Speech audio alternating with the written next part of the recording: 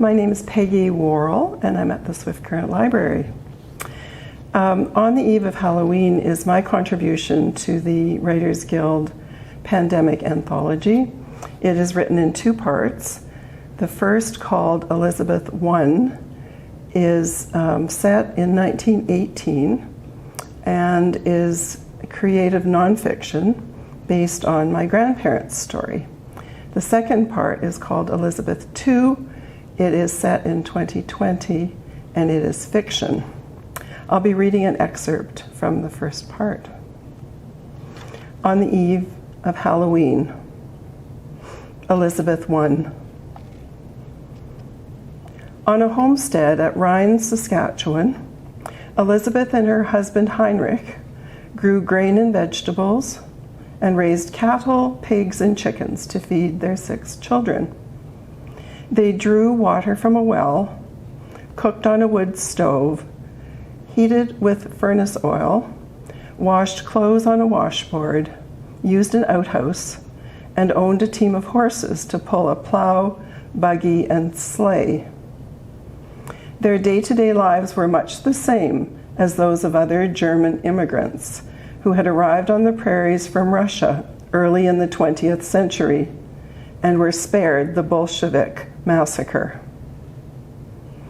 Although women had earned the right to vote in 1916, neither Elizabeth nor Heinrich voted in the 1917 election because they could not read or write English. By then, the population of Saskatchewan had grown to 700,000 due to immigration from Germany, the United States, and the Scandinavian countries. News of influenza reached Rhine in 1918, causing them to worry about their youngest daughter Lillian's barking cough. They took her by horse and buggy the 36 miles to Yorkton to see a doctor. He prescribed medicine for croup and explained how to make a croupette. Before leaving Yorkton, Heinrich bought the October 1st edition of the Regina Leader. He could make sense of the word flu in the headline. Heinrich constructed a dome-shaped frame over Lillian's bed and covered it with canvas. Elizabeth set a pot of boiling water on the floor for the steam to rise into an opening in the tent. Heinrich took the newspaper to the Justice of Peace in Rhine. He read aloud, "Dr. Seymour, Provincial Health Commissioner, will search a train bound from Eastern Canada for signs of the Spanish influenza amongst the passengers. Some passengers with symptoms had already been removed from the train in Winnipeg. Preventative measures to stop the spread of the disease include isolation and the wearing of masks." Lillian's cough improved, and she no longer gasped for breath. But the medicine ran out, and she was still unwell. The doctor in Yorkton gave them a different concoction on their second visit and advised them to keep brandy on hand in case either of them caught the Spanish flu. Heinrich picked up the October 15th edition of the Regina Leader. Back in Rhine, the JP read, "Dr. Seymour is asking any nurses or physicians available to help with the epidemic to report to his office. To avoid getting the flu, he suggests to avoid crowds, not to sneeze or cough close to another person, and not to use sprays or gargles unless suggested by a physician. The hospitals, including the isolation hospital, are all full with cases of the Spanish flu. Many medical professionals are ill. The situation at the Royal Northwest Mounted Police Barracks has improved, with only 1 death and no other severe cases in the last 3 days." Lillian recovered fully, but Heinrich and 2 of their other children became ill. A midwife came to the house wearing a mask and confirmed their fear that it was the Spanish flu. She told about children who had died and the neighbor who had fallen dead on his way from the barn to the house. There are no funerals, she said, only burials. Hospitals in Yorkton and Regina were full, and a home had opened in Moose Jaw for children whose parents were too ill to care for them. She warned them to stay out of other people's houses because the disease was extremely contagious. Heinrich was confined to bed, coughing day and night.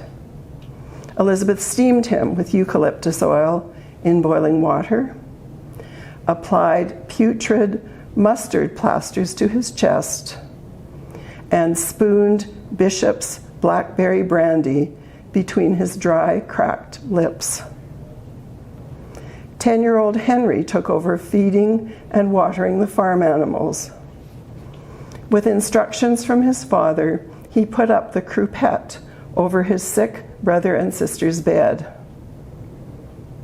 They had no way of knowing about the shortage of wooden coffins, or that churches, cafes, and pool halls in Regina had been closed, or that gatherings of more than 25 people were prohibited with the threat of $50 fines.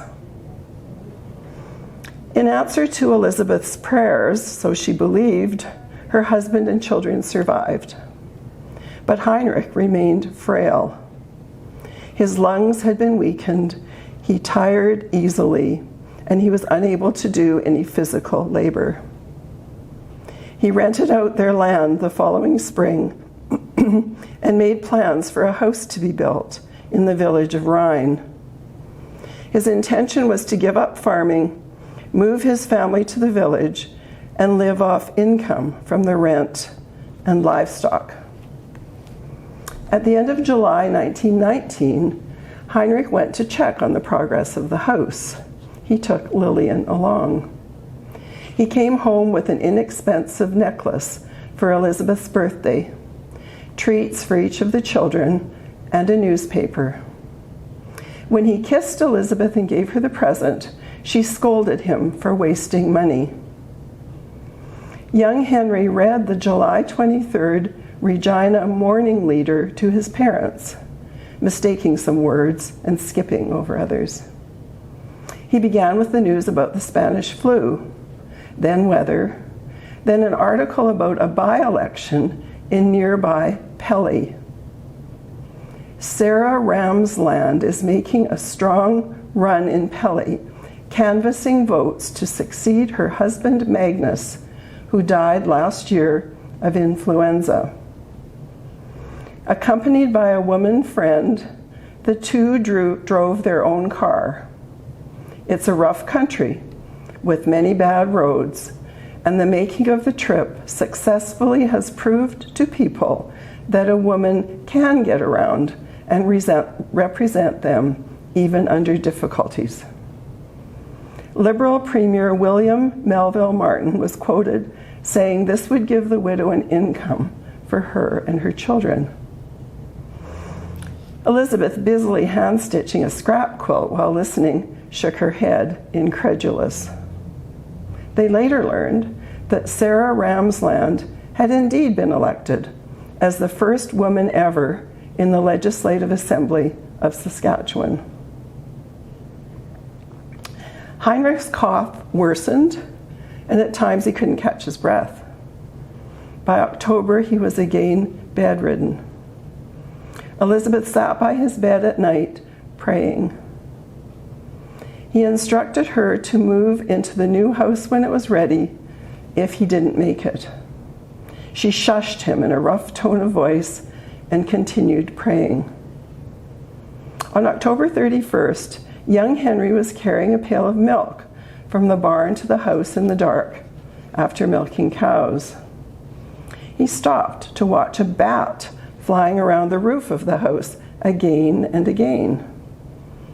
He didn't know of the superstition that a bat circling a house is a sign of an impending death.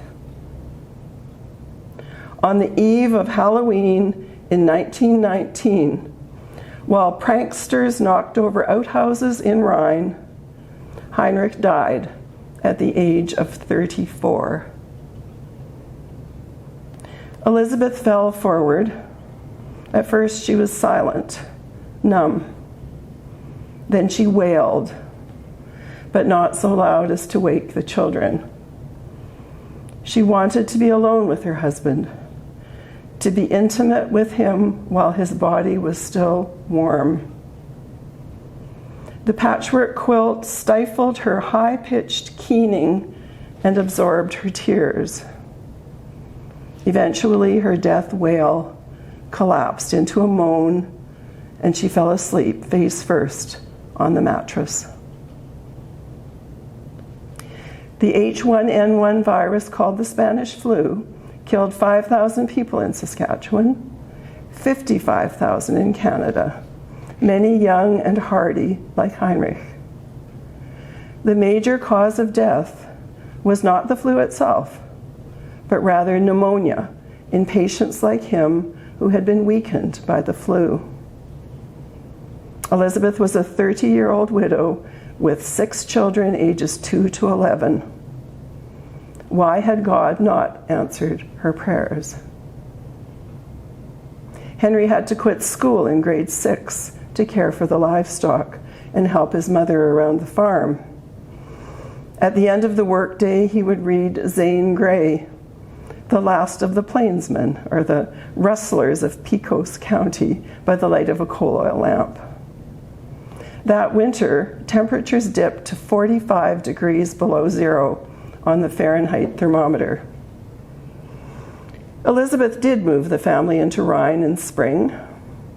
Lillian showed her a footprint in the concrete at the base of the front step.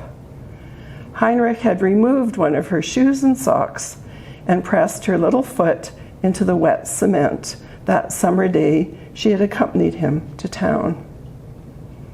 Elizabeth took in boarders, a school teacher, and the Lutheran minister to supplement the rental income from the farm.